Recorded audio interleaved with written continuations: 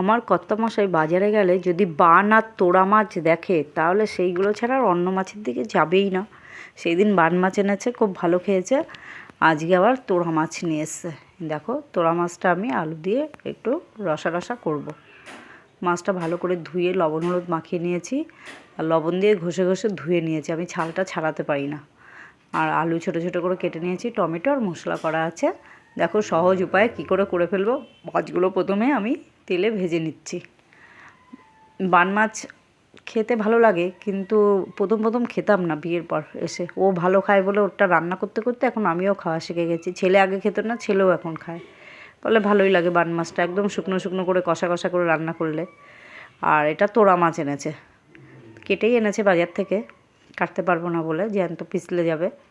দেখো ভেজে নিয়েছি। এইবার এই তেলের মধ্যে একটু জিরে ফোড়ন দিয়ে নেব, আর আলুগুলো একটু ভাপানো আছে গরম জলে, আলুগুলো দিয়ে দিচ্ছি। ছোটো ছোটো করেই আলুগুলো দিয়েছি। দেখো ভাজা ভাজা করে এবার মশলাটা দেব। মশলাটা আমি সব একবারেই করে নিয়েছি। আদা, পেঁয়াজ, লঙ্কা, জিরে, ধনে সব একসাথে পেস্ট করেছি।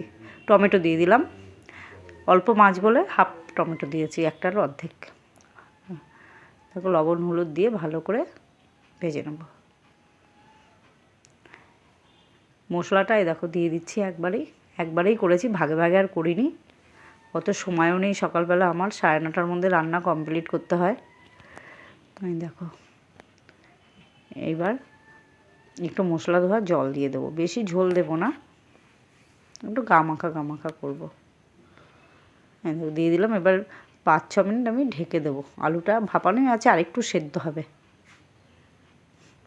দেখো হয়ে গেছে, আলুটা সেদ্ধ হয়ে গেছে। এবার মাছগুলো দিয়ে একটু ফুটিয়ে নেব।